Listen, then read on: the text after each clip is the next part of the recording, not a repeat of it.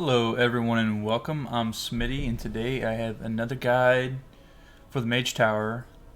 Today starring the Frost Death Knight. So I want to start by saying that this challenge was extremely difficult for me. I'm not the best Frost Death Knight in the world. I played it a bit back in Wrath.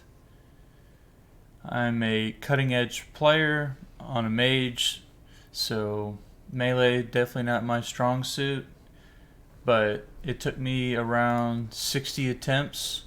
I would say about 30 to 40 attempts to reasonably get through phase 1 consistently, and then I had several wipes in phase 2 to various things.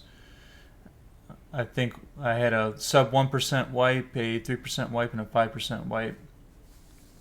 So there's some things I did to optimize my damage. One, I learned how to play Frost Death Knight, I guess you could say, like damage, rotation, optimization, stuff like that. First, I want to talk about gear. I actually did spend quite a bit of gold on this one compared to other mage towers, mainly in this crafted Malevolent Gladiators gear. It's pretty expensive. I think the pieces averaged around 5k. However, you see there's item level 39 and 48. My suggestion to you would be to get the item level 48 and do your best to get your best stats. In this case, it was crit mastery is what I really played for. Mastery being most important over all things as it increases your frost damage. I also went and bought a couple of additional weapons, so I would have a total of 3 weapons. I also had if I can find it here we go, the frost weapons from Legion that were high enough item level to run. So I have Fallen Crusader and Razor Ice on those, and on the ones I picked up, I used those for phase 2, and for phase 1 I was running Rune of the Fallen Crusader and Rune of Unending Thirst. Rune of Unending Thirst made it to where much smoother to get out of the ice phases, and I'll go over that in the kill clip. I also ran my Heart of Azeroth since I had crit mastery on it, and I went and farmed an IQD from the other side. This was really important for min-maxing my damage in phase 2. For consumables, I was just running drums at the start of phase 2. Unbridled Fury did quite a bit of damage. So about 4% or 10k. Shadow Core Oil, I picked up quite a few because I was using basically 4 weapons. So I kept that running on all. And then Mastery Food I found to be the best. I used Spectral Flask of Power from the current expansion, so nothing too crazy there. I think the BFA flasks are providing more stats. That's what I've heard. I haven't tried that yet. So next, let's take a look at Wowhead Guide, and it'll go over some of these things that I've already brought up, but I want to talk about talents. See, they even suggest IQD. IQD for me was pretty powerful. I think pre-IQD, my best pull was at 9 or 10%. A Cold Heart, I would say, is a must. This is really nice for having burst damage in phase 2 for the ads and burst damage in phase 1 to deal with. You'll see, it's basically you have to DPS down an ad and stand the absorb. I also ran this Runic Attenuation. It just chance to generate additional RP, which is pretty nice because you're going to be death striking a lot in phase 1 at least, and in phase 2 it generates more frost strikes. Death's Reach, I actually didn't run this one at all. I just ran Blinding Sleet, and this is a must for phase 2, and I also found some value in phase 1 for it, and I'll go over that in the kill clip. Avalanche, casting Howling Blast with Rhyme, activates Jagged Icicles. Yep, just additional damage for the buttons you're already pressing. Auto attacks damage. You get an absorb shield occasionally for 40% of the damage done. This is pretty nice. Like I say, you're death striking a lot. Phase 1's like all about surviving. You can pretty much fight it as long as you want. There's no enrage that I found. I was averaging about 10 to 11 minutes per phase 1. Gathering Storm. This is the most critical thing that I wasn't paying enough attention to for my phase 2 DPS.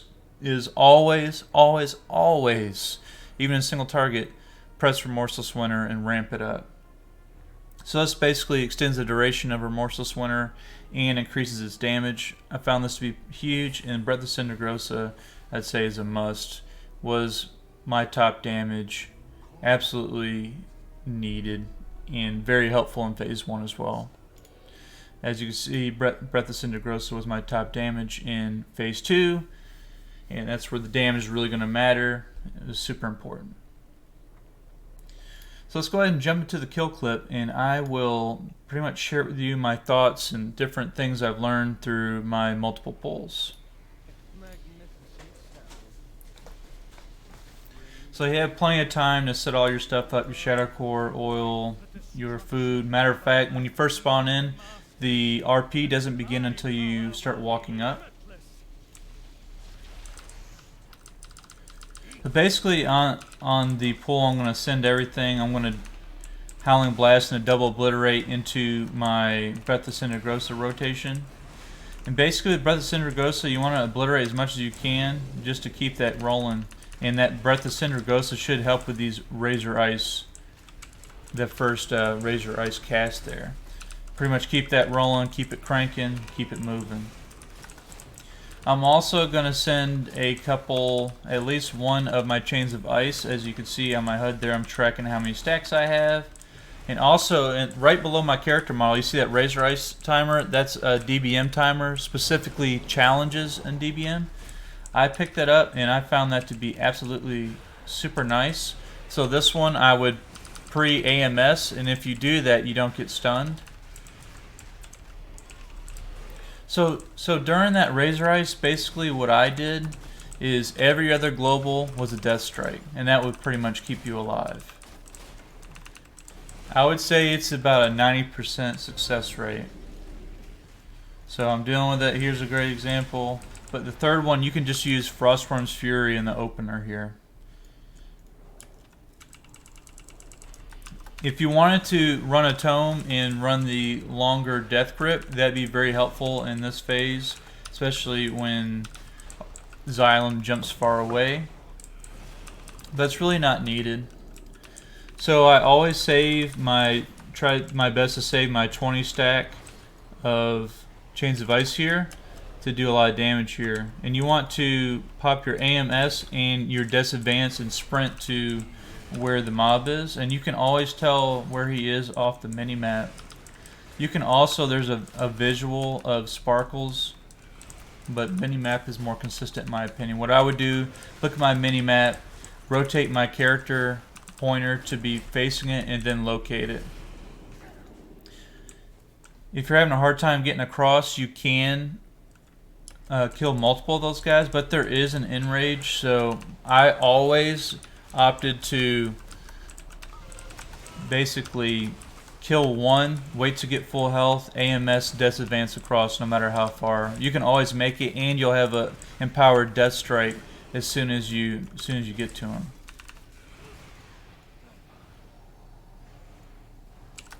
I'll locate him. My AMS on cooldown. It does quite a bit of damage, but it's not too awful. And like I said, you got that death strike to boot. The Shadow Barrage, you can get hit once. I want to say it does about 50% of your health. The problem is, it's really, really difficult to make up for that health loss. So I'm going to global, death strike, global, death strike. So I'm usually obliterate, or if I have a Howling Blast proc, I would probably do that first. And this is where Unending Thirst really comes in handy. So some of those are dying. I'm just going to get passive health from it. You see my health just shot up.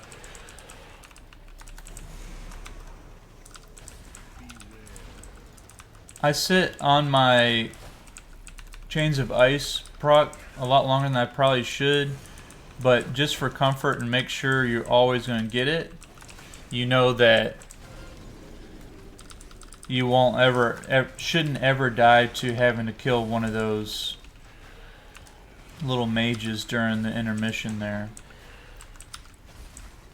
Sometimes if my death grip's on cooldown, I'll go ahead, or if I'm low HP, I'll DPS those more to get additional death strikes.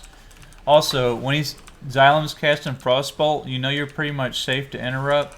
During the other phase, when he's casting Barrage, you have to save it for the other interrupt. Specifically so that every tick he gets a damage ramp. So that would be the enrage, is if you miss those. Also, during Shadow Barrage, you cannot death grip. Learned that the hard way, wasted one. Probably going to go into Breath of Cindergosa here. It's a good time. Right after you do some moving is usually a good time. However, this one wasn't. But dealt with the ad pretty quick. Like I said, you're never going to... you shouldn't ever die in Phase 1 once you learn it. It's just all about just doing the mechanics. You can live forever.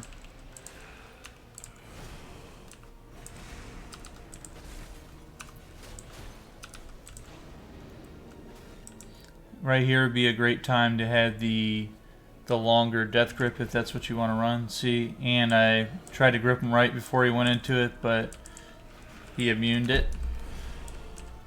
Pro strat, that's Mage life. Go ahead and immune it. That draw power is what I was talking about. You want to interrupt during when he's casting his arcane barrages. His arcane barrages hurt pretty bad, so what I typically did was I would pretty much death strike every other global to keep healed up.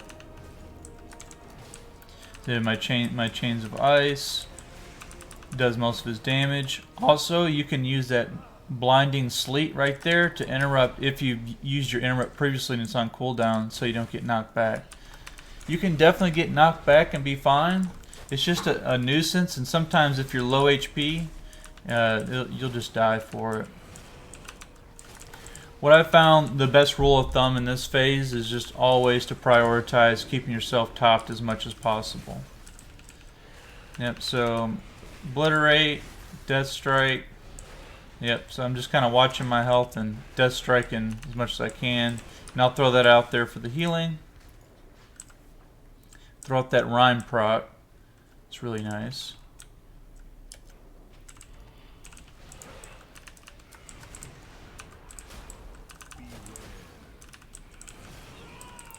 So this is after the initial couple phases, rinse and repeat, and I think he kind of bounces between the two different things, between putting you in the Razor Ice and also spawning the mages that you have to kill off and make it to him. I also would say it's pretty nice to have a bunch of extra rune power if you can help it, just to make sure that you're pretty high RP, that just in case like there, I think I need to spam Death Strike quite a bit. So I'll go into another Breath of Cindergosa. I do want to say he is a bit low. He phases at 10%, so you do want to be... I made sure that it didn't go too long. I could have extended my breath there a bit longer, but you want to make sure all cooldowns are up whenever you go into that second phase.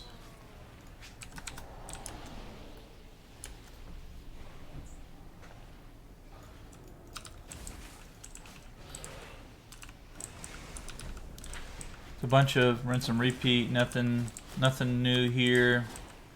Just putting some damage into him. I'm watching my Breath of Cindergosa cooldown timer. It's at about $120. I think there's about 20 to 30 seconds of RP between phases, so it is completely alright to have a little bit of a cooldown on that.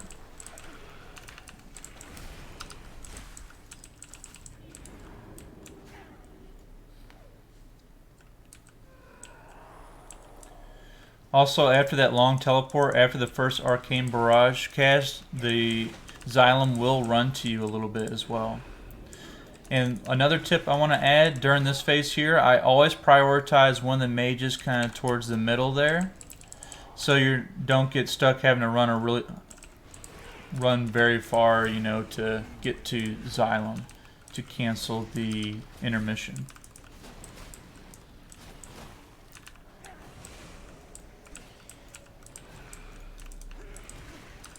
Another thing I'm doing here, it's what I like to do if you can, is go ahead and build up RP for the final phase. It will begin to decay after some AFK time, but you will do often bring in quite a bit of that RP that you saved.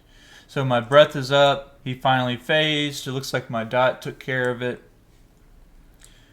Wherever he runs to is where the boss is going to spawn, so it wasn't very long there. Usually you can eat or use whatever. I swap my weapons out, make sure I have Razor Ice, and I go straight into Unbridled Fury Potion, Drums of Ferocity, and my Breath of Sindragosa rotation.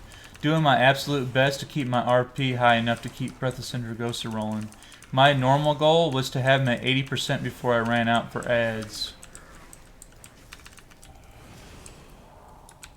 You just gotta be careful because the floor starts to grow. You don't want to go too far because you want to make sure your breath hits him as well. So you back up a little bit after the ad spawn and do your breath. You see I'm pretty close to, and basically you're going to kite on the outside of the room after this. Now some people say it's better to bring them to the edge of the room first as soon as the fight starts. I'm not sure it matters. From the clips I've watched and actually playing it a bunch, it seems a lot like it doesn't matter. You basically got the fourth set of ads, I believe. It's either the fifth or fourth is just a hard enrage, because you'll be out of room to do anything with them. Also here I want to note, save except for when you have Breath of Sindragosa, excuse me, not Breath of Sindragosa, but Frostworm's Fury. If you don't have Frostworm's Fury, you need to be saving that Chains of Ice proc to help deal with the ads. Also I save a Rhyme proc. I'm going to go ahead and disadvance and sprint away. I'm going to Rhyme into Blinding Sleet and then start my rotation here. The faster you deal with these, the better, but these can be a bit cumbersome to deal with. Also, make sure you always get 2 down because you can always grip the final. So I'm just slowly baiting. I'm just trying to not stand in the purple. There will be some points during the fight where basically there's no purple and I'm going back into my second Breath of Sindragosa here. I want to keep this up as long as possible. Basically, the better you play your Breath of Sindragosa, and your rotation is going to impact whether you beat this challenge or not. Like I said, it took me quite a bit of pulls and a lot of learning. You need basically every single inch of DPS that you can muster. As you see there, I'm still trying to sneak in globals. That's just how difficult the boss is. So I'm going to Frost Fever them into Blinding Sleet and then start my rotation. Basically, once you get them to a certain health, you can stop damaging them and just focus on others, since you know they'll just die from Frost Fever. So you got Grip, pull the last one in.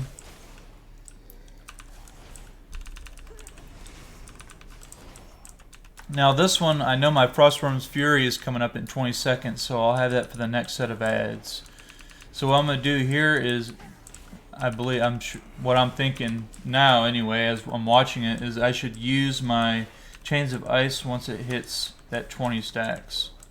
And I go ahead and do that, just to optimize damage on the boss. This will basically, this next set of ads is the last set of ads you'll have to kill. The next is pretty much just an enrage. There's no room. They're going to immediately just heal the boss.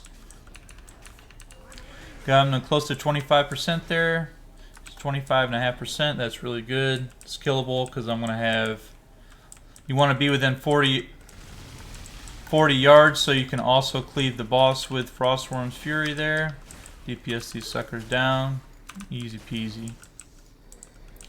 So this next, he's at 23%. Now I'm just thinking that I need to do my absolute best to...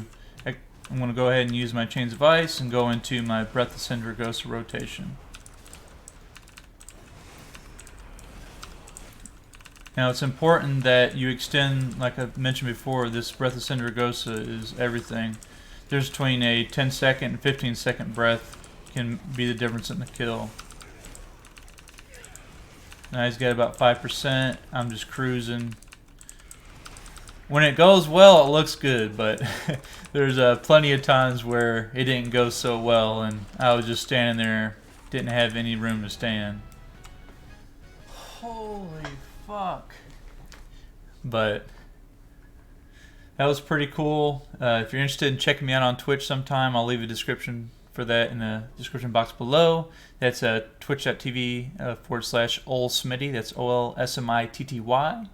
And I'd be interested, are you interested in seeing any other Mage Tower guides? If so, leave that in the comment section below. And secondly, if you're struggling with this encounter, I got probably 10 to 15, I don't know if it's 15, but maybe let's say 5 to 10 hours, somewhere there, about 60 pulls. Later in the pulls is about 15 minutes per pull when I was dying, because I was getting through the entire fight. So, and lastly, if you enjoyed this content and you found it helpful in any way, please do like and subscribe. And thanks for watching. I really appreciate it. Take care.